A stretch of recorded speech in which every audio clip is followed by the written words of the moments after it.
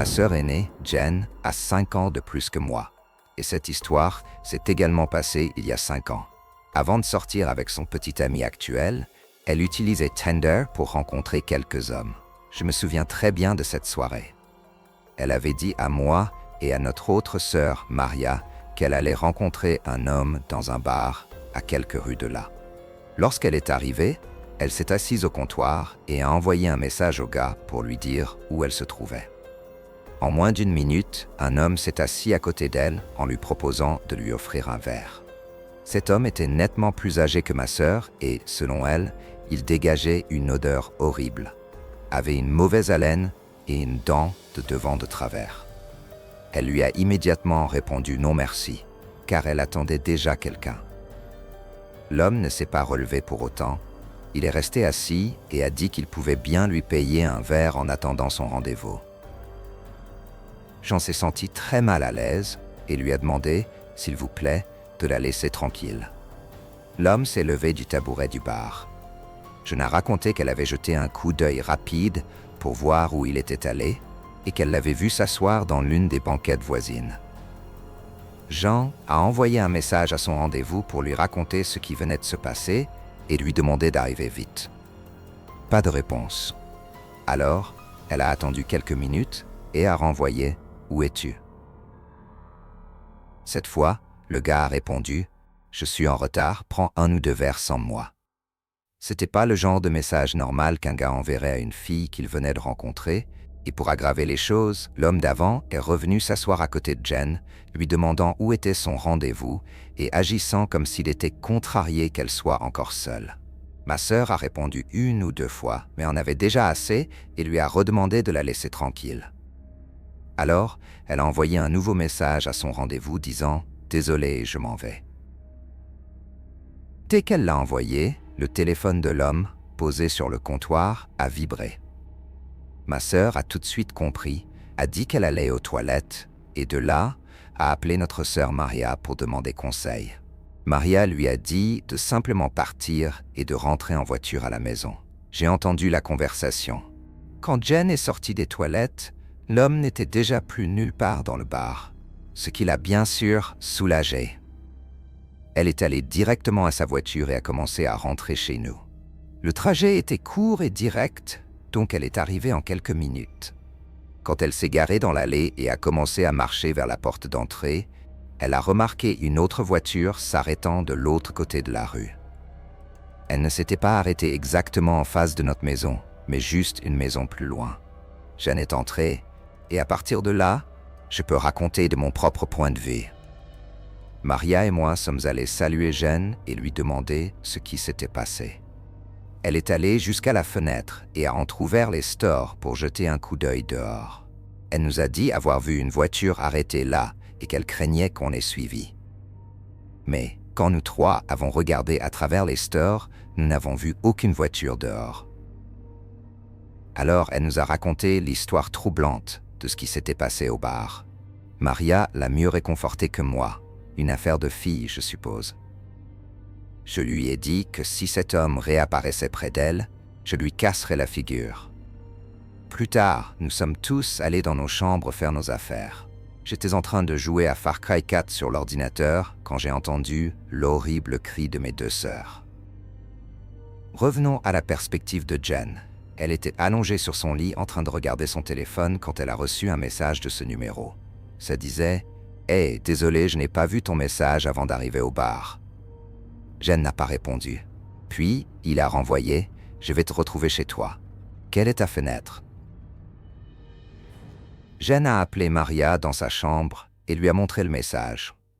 Pendant qu'elle discutait pour décider quoi faire, la fenêtre de Jen a glissé sur le côté et quelqu'un a essayé de forcer l'entrée par le store. À ce moment-là, Jen et Maria ont crié, ce qui a fait accourir non seulement moi, mais aussi nos parents qui étaient à l'étage. L'homme qui tentait d'entrer a abandonné avant même que nous arrivions à la chambre.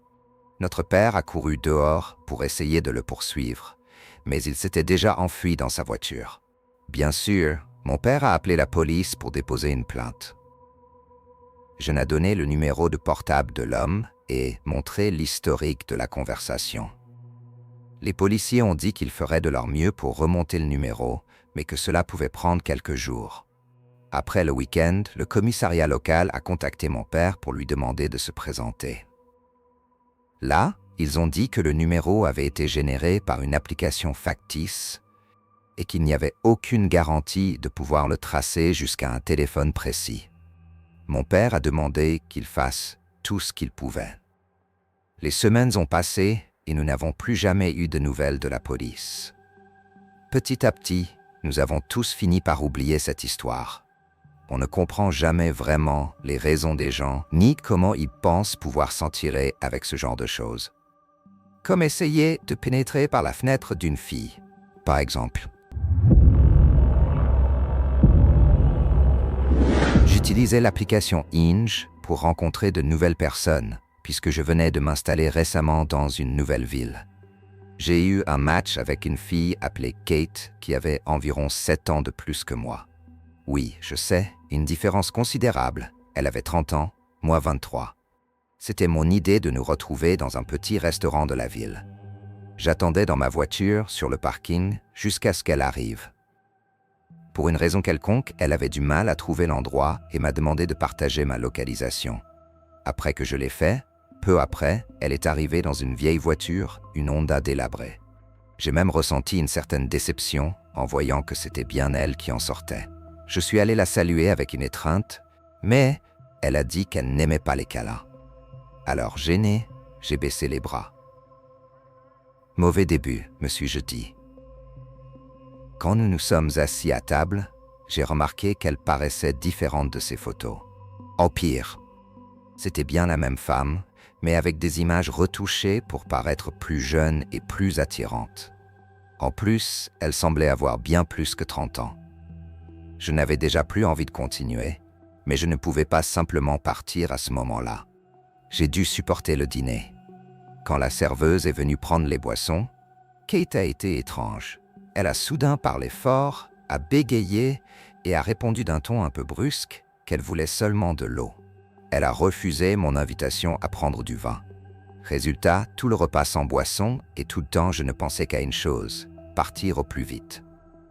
Quand l'addition est arrivée, j'ai attendu pour voir si elle proposerait de partager, puisque je n'avais aucune intention de la revoir. Mais non. Alors, j'ai payé seul. Nous avons pris nos manteaux et sommes sortis. J'ai dit que c'était une bonne rencontre, mais il semblait qu'elle ne voulait pas encore rentrer chez elle. J'ai dû insister pour clore la soirée, car je voulais juste rentrer. Je lui ai dit au revoir et suis monté dans ma voiture. Elle n'a pas répondu. Elle a simplement marché vers la sienne. Je suis allé à mon appartement, qui se trouvait au rez-de-chaussée d'une maison. Je n'avais même pas fini de pendre mon manteau que la sonnette a retenti. J'ai regardé par la fenêtre et c'était Kate. Je n'avais pas encore arrêté de partager ma localisation. Que faisait-elle là? Je n'avais rien oublié au restaurant et même si ça avait été le cas, elle aurait pu envoyer un message. C'est là que j'ai compris, cette femme pouvait être folle. Je me suis éloigné de la porte et je suis resté caché dans la cuisine, toutes lumières éteintes. Puis, j'ai reçu un message de Kate. « Je sais que tu es chez toi. » J'ai répondu « Qu'est-ce que tu veux? Pourquoi es-tu là? » Elle a répondu « Ouvre-moi. » Je n'ai plus rien dit. J'ai attendu en silence. Bientôt, elle a envoyé un autre message. « Je te vois à table. Laisse-moi entrer maintenant. » Elle savait que j'étais assis là. Elle pouvait me voir. J'ai paniqué et couru vérifier les fenêtres. C'est alors que j'ai remarqué, à l'une des fenêtres donnant sur la cour, dont le rideau n'était pas complètement fermé, ses yeux qui m'observaient. Terrifié, je suis allé dans ma chambre, j'ai éteint les lumières et j'ai appelé la police. J'ai mis le haut-parleur pour lire les messages bizarres qu'elle envoyait. L'un disait « Personne veut de moi, j'en ai marre de ça. » Un autre « Tu es comme les autres. » Soudain, j'ai entendu le bruit du verre brisé. Je me suis précipité pour verrouiller la porte de ma chambre, en disant à l'opérateur du 911 qu'elle était en train d'entrer chez moi. Il m'a dit d'attendre dans la chambre, de prendre quelque chose comme une arme et que la police arriverait vite. Elle a essayé d'ouvrir la porte, sans succès. Alors elle s'est mise à frapper violemment en criant que je devais ouvrir. J'ai demandé à la police d'entrer par l'arrière, puisque c'était par là qu'elle était passée. Heureusement, l'intervention a été rapide. En quelques minutes, 3 voitures de police sont arrivées. J'ai entendu les agents lui dire de se calmer. J'ai ouvert la porte et vu 4 policiers autour d'elle, déjà menottés. Elle a été emmenée et inculpée pour effraction et d'autres délits. J'aurais pu porter plainte pour dommages matériels, mais les frais auraient été plus élevés que de simplement réparer la fenêtre. Alors je n'ai pas donné suite. J'ai toutefois obtenu une ordonnance restrictive contre elle. Plus tard, j'ai découvert que son vrai nom était Pamela Castillo.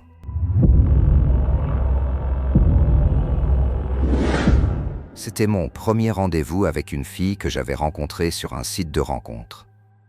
Je l'avais invitée à dîner chez moi. Cela faisait très longtemps que je n'étais pas sorti avec quelqu'un, depuis la fin d'une relation récente. Elle s'appelait Amelia, avait 26 ans, moi j'en avais 32. Je n'ai pas trouvé étrange de l'inviter directement à dîner à la maison. Je pensais que ce serait même plus confortable et détendu qu'un bar ou un restaurant. Je préparais des penne à la sauce vodka avec du pain à l'ail et du vin, ma combinaison préférée. Amelia est arrivée vers 18h30.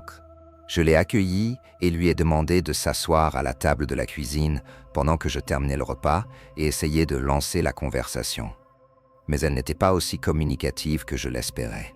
J'ai dû porter l'essentiel du dialogue. J'étais un peu nerveux, car c'était mon premier rendez-vous depuis des années, et le fait qu'elle soit difficile à aborder n'arrangeait rien. J'ai servi le plat et un verre de vin. Puis, elle m'a demandé quelque chose d'étrange, que je prenne une bougie pour que nous fassions un vrai toast. Je n'ai rien trouvé d'autre à dire que d'accepter. Je suis sorti de la cuisine, allé dans le placard du couloir, chercher une bougie et un briquet. Quand je suis revenu, j'ai remarqué qu'Amelia s'asseyait précipitamment, comme si elle avait fait quelque chose à la hâte. Je lui ai demandé si tout allait bien. Elle a répondu qu'elle était juste allée se laver les mains. Étrange, car je n'avais pas entendu couler l'eau.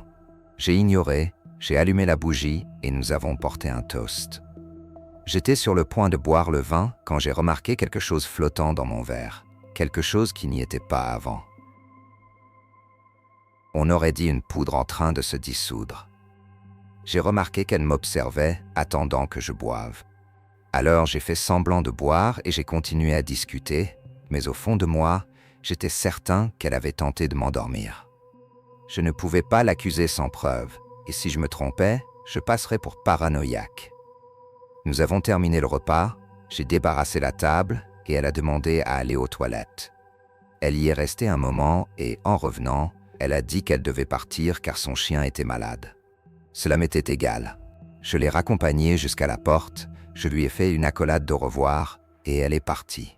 Ensuite, j'ai vérifié à nouveau mon verre. Il n'avait aucune odeur autre que celle du vin. Je l'ai jeté. J'ai vérifié que rien n'avait été volé. Tout était à sa place. J'ai raconté à quelques amis ce qui s'était passé et j'ai essayé de dormir. En réalité, je n'y suis pas parvenu. Je souffre d'insomnie chronique par épisode et cette nuit-là, je n'ai pas fermé l'œil. Je me suis retourné dans mon lit jusqu'à ce qu'aux alentours de 2h30, j'entende un verre tomber dans la cuisine. J'étais terrifié. Les verres ne tombent pas tout seuls. Puis la porte de ma chambre s'est ouverte et quelqu'un est entré. Je suis resté immobile, feignant de dormir, mais avec un œil à demi ouvert. J'ai vu quelqu'un immobile dans l'embrasure de la porte quelques secondes, puis repartir. J'ai attendu 1 minute, me suis levé doucement et suis allé dans la cuisine pour essayer de prendre le téléphone et appeler la police. Avec la faible lumière de la rue filtrant par la fenêtre, j'ai distingué sa silhouette. Amelia, debout dans un coin de la pièce. Elle ne se cachait pas, elle restait juste plantée là. J'ai dit « Amelia ?» terrifiée par ce qui allait suivre. Elle se tenait près du bloc de couteau. J'ai dit « Si tu pars maintenant, je n'appelle pas la police. » Il y eut un silence glaçant. Puis, elle a reposé quelque chose sur le plan de travail, est allée jusqu'à la porte de derrière et est sortie. Ce qu'elle avait reposé, c'était un couteau. Dès qu'elle est partie, j'ai tout verrouillé. J'ai presque la certitude que, lorsqu'elle est allée aux toilettes plus tôt, elle avait déverrouillé la porte derrière pour revenir après que son plan de m'endormir eut échoué.